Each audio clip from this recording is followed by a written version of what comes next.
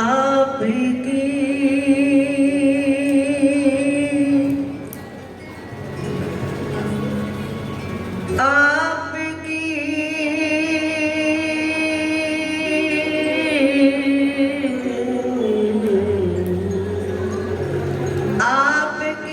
नजरे करम से, आपकी नजरे करम से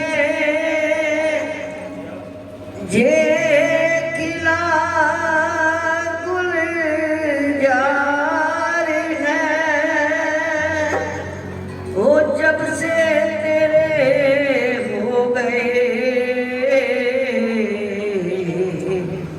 बाहर ही बाहर है। ओ जब से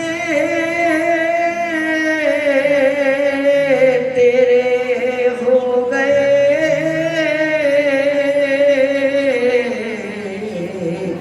बाहर ही बाहर है। बोलो श्री सतगुरुदेव महाराज की जय। बोलो श्री वृंदावन में हरिलाल की जय।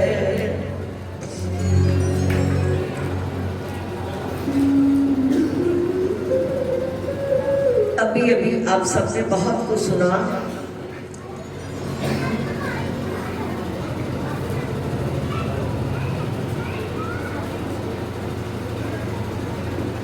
कि संतों के संग का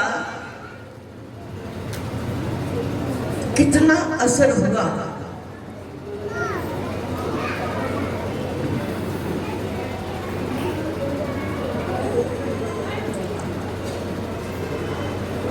ऐसा असर हुआ कि भगवान के चरणों में अपना जीवन समर्पित कर दिया।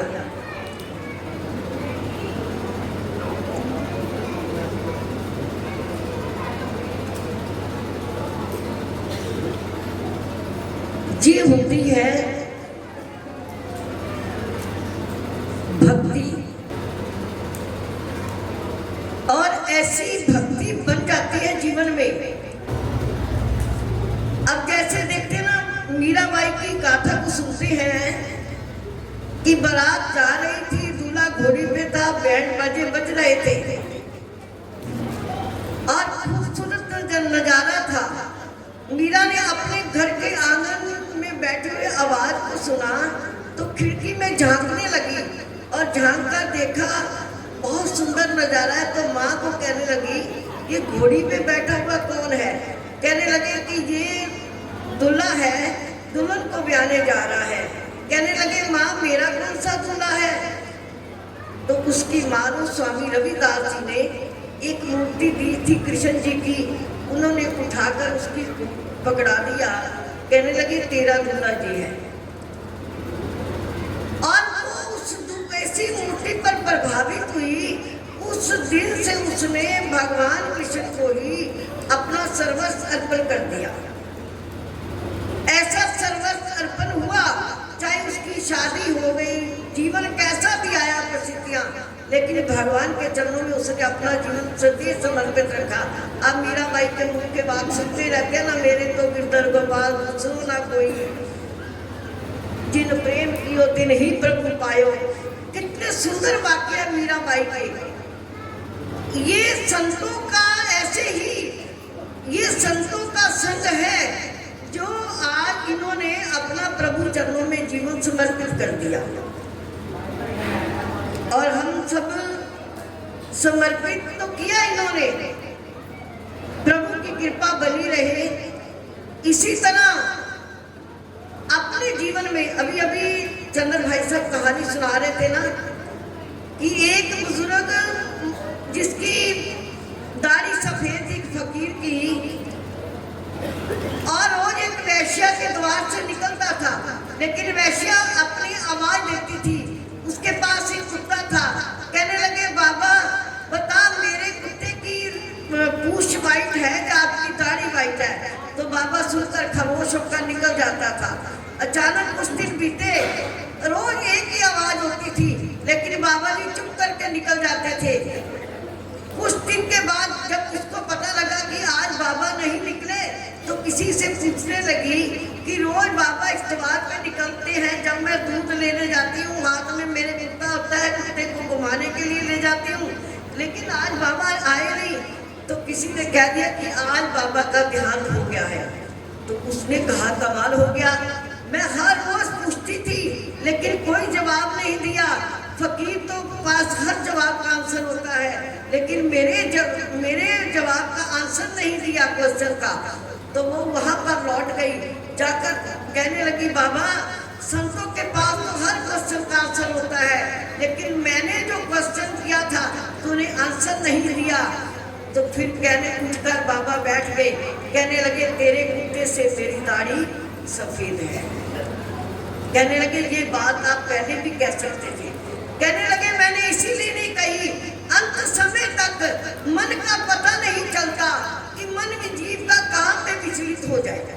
ये मन चंचल है, मन का कुछ नहीं कहा जा सकता कि कब और किस वक्त में ये चंचल हो जाता है, बिगड़ जाता है।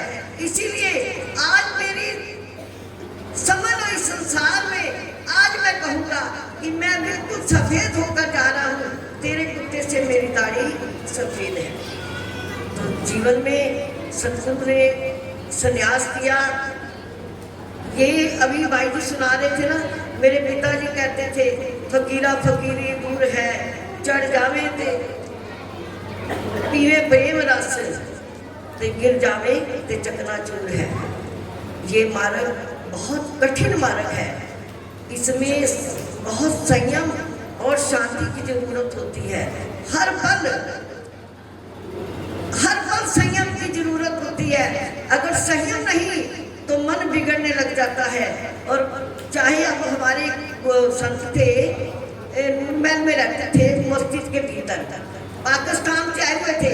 स्वामी जी ने उनको कहा, गुरुदेव ने, बेटा मैंने चोला तो तेरे को दे दिया, लेकिन संन्यास साधु तुम्हें लोग बनाएंगे। वो सारा दिन उदास रहे। कहने लगे ये बात कैसी अजीब हो गई, चोला तो मैंने दे दिया लेकिन साधु तुझे कैसे बनाएंगे। तो उदास रहे। तो पहले जमाने का समा था, रास्ते में नहरें चलती थी, कोई पुल नहीं था, आज से काफी साल पहले। लेकिन वो नहर को पार करने लगे, तो नाव में बैठ गए। तो वहाँ मरासी लोग थे, मरासियों लोग गाना गा रहे थे। तो जब देखा कि बाबा के बाल उतरे हुए हैं, सिर पे टोपी नहीं थी, उनके सिर के ऊपर ही वो तबला बजाने लगे।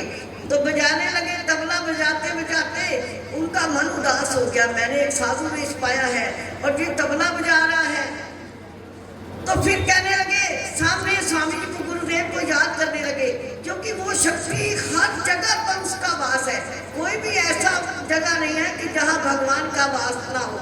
कैसे कहते ना, हर जगह मौजूद है लेकिन नजर आता नहीं, योग साधन के बिना उससे कोई पाता नहीं। वो हर जगह पे है। वो जैसे ही अपने इष्ट देव का ध्यान करा, कहने लगे बेटा तेरा अपमान हुआ, तू कहे तो इस बेड़े को मैं इस बेड़े को डबो दूं। कहने लगे नहीं गुरुदेव, जितना टाइम डबोने में लगेगा उतना ये तराने में भी लगेगा। आप कृपा करें, इसको कराते रहे। तो ये होती है बातें संयम की। हमेशा पॉजिटिव एनर्जी बनाकर रखना, शांत रहना, ये जीवन में, इसी से ही जीवन की ऊंचाइयों में जीव आगे बढ़ता है।